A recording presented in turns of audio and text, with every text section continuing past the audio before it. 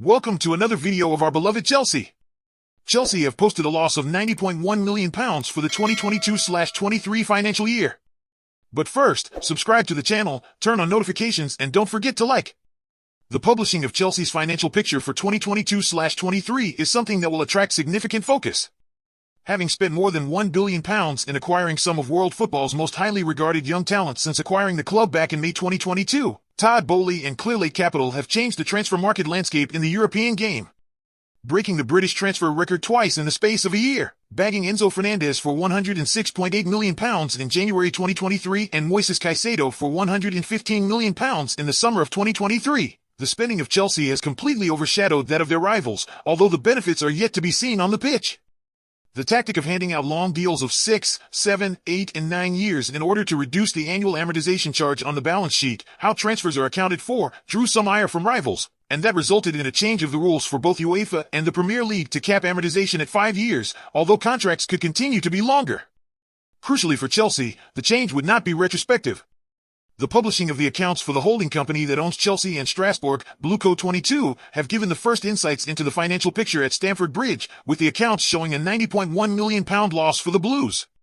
That loss, on the back of a £121.3 million loss in 2022, and a £60 million loss after tax in 2021, a financial year that was assessed over 2 years, 2019-20 and 2020-21, due to the impact of the pandemic, show that Chelsea have lost £271.4 million over the course of the last 3 reporting periods.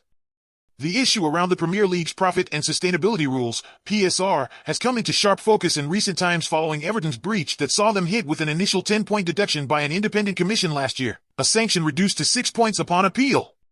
Everton were charged with breaches for 2022-23, along with Nottingham Forest, with independent commissions to decide what happens on both of those cases in the coming weeks and months. Much of the narrative around Chelsea's heavy transfer spend is that the club could surely not stay within the confines of the permitted £105 million in allowed losses over a 3-year period. However, that figure allows for losses attributed to infrastructure investment and investment in the women's team, the academy, and the community, as well as the deduction of COVID losses, to mean that the £271.4 million figure doesn't quite tell the full story. Everton and Forest were charged after the Premier League reviewed all the 20-member club accounts for 2022-23 before they were published. Chelsea were among those, and the Premier League was satisfied that the club was compliant for the relevant period. In a statement that accompanied the release of the results, the club stated, despite the loss in the year and the continued fallout from the sanctions placed on the club in the prior year related to Roman Abramovich's forced sale of the club continues to comply with UEFA and Premier League financial regulations. The figures in question include the spending on the likes of Fernandez, Sterling, and Mudryk, but they also include some £142.2 million delivered through profits from player trading, something that we'll come to again shortly. Allowable losses for the club over the period in question included the £64 million attributed to the impact of COVID. Adjustments such as depreciation, investment in the women's side, the community, infrastructure, and the academy aren't itemized for Chelsea in the Blueco accounts, but the trend for Chelsea in 2020/21 and 2021/22 was that £38 million and £41 million, respectively, was spent on those aspects. Using the lower example, had Chelsea spent another £38 million on those allowable factors in 2022/23, the club would be able to deduct £117 million over the 3 years. Add that figure on to the £64 million in allowable losses from COVID, which is still factored in as the one rolled up year for the last time, and that is an allowable deduction of £181 million.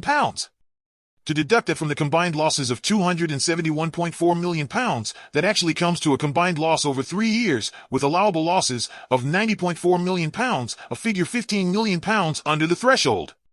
That is not an exact figure for the reasons mentioned above, more an estimation, but still pointing to PSR compliance, which the Premier League agreed with.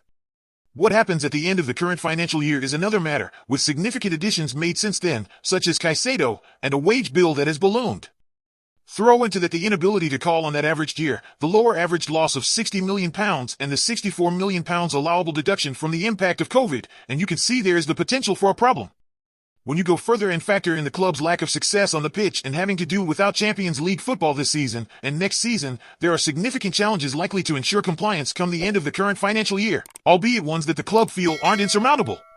The sale of assets with zero book value will aid matters significantly in driving revenue before the end of June, which is the end of Chelsea's financial year.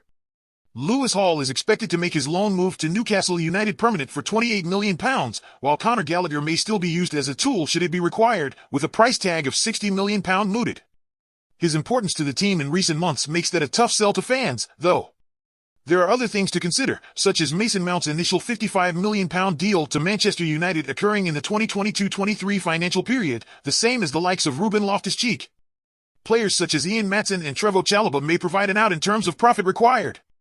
Other player trading will positively impact the club's bottom line, with the money coming in allowed to be accounted for as pure profit straight away, thus dwarfing the annual rise in amortization costs and payroll obligations.